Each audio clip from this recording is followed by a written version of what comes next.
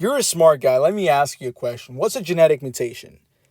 A genetic mutation really just means that there is some kind of change in reference to the DNA sequence of an organism's genome. And this can be either inherited or not inherited. And therefore, we have discovered that there are two kinds of mutations. The first is a germline mutation, which is inheritable. And we have somatic mutations, which are not inheritable, but they have an impact on the organism. And the severity of this impact just really depends on where this mutation has happened and what chromosome and where on that chromosome. If it's a coding gene, if it's a non-coding gene, and if it's a silence or a non-silence gene, there's a lot that we can talk about in that sense. But because our bodies are prone to mutations, they're aware of that, and there are several repair mechanisms, and after this video completes, you can search that up, the repair mechanisms. But in this video, we're going to talk about what is a mutation triggered by. There are three categories that a mutation really is triggered by, and we're going to talk about that in a second. The first is a physical mutation. That's something physically is altering the DNA sequence, and this is really an example of ionizing radiation, such as X-rays, gamma rays, and then UV light is another example. Let's start off by seeing what ionizing radiation does. Ionizing radiation will really just cause a single strand break or a double strand break inside the double strand DNA. Now, here's a question to really quickly think. Which is a bigger problem, a double strand break or a single strand break?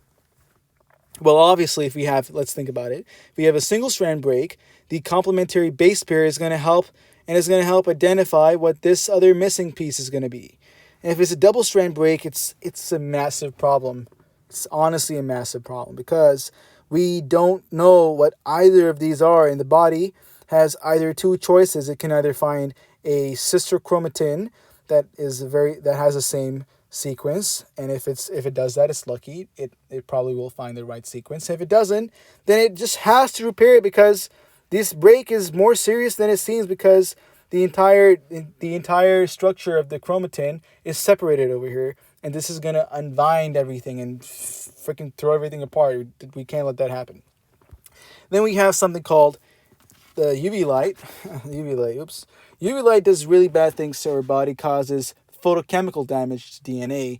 An example of this is the pyrimidines. For example, if we have two pyrimidines inside the pyrimidines, let's say that we have two thymines and two cytosines over here that are normally attached there.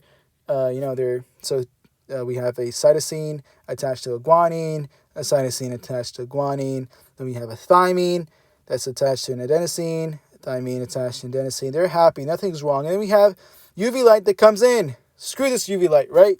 You know why? Because it's going to cause these pyrimidines to bond to one another instead of being bonded to their complementary base pairs. And when this happens, the entire DNA is going to be falling apart. And this is called a primate dimer. When these two primates come together, the whole backbone of the DNA is now disturbed. And if you haven't seen how these backbones or the nucleotides are forming polynucleotides, it's going to be useful to know how that happens in reference to the chemical structures that are being deformed. So yeah, we've talked about this covalent bonds formed between pyrimidines, and it's pretty bad. And then we have a second reason, and they are chemicals. Man, these chemicals, man. Bad stuff. So we have reactive chemicals that are, chemically similar to purines and pyrimidines, and therefore our bodies are, they might have a higher favorability of bonding to them instead of its complementary base pair.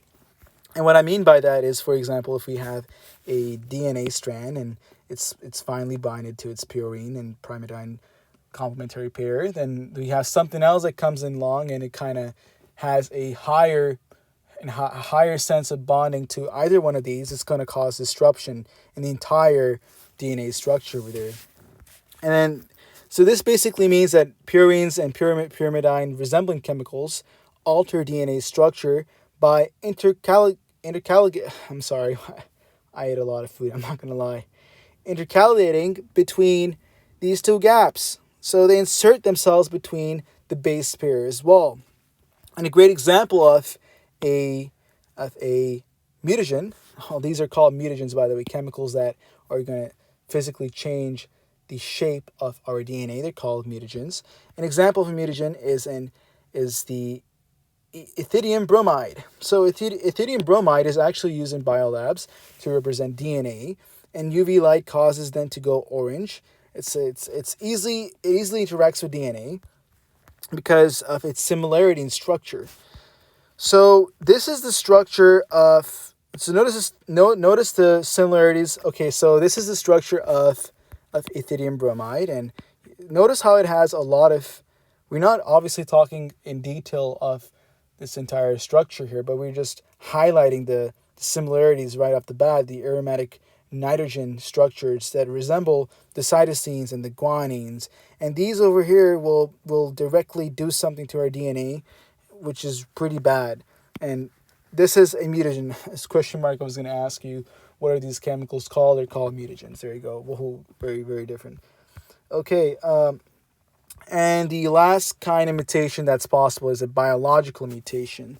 A biological agent that causes any kind of mutation is called it's called a biological mutation, meaning that if anything in our body causes a mutation, let's say the DNA polymer has proofreading activities and it has exonuclease activity, but it too can cause a mistake, and if it causes any mistake, it's the mistake of a biological mutation, and this is just because biology does it by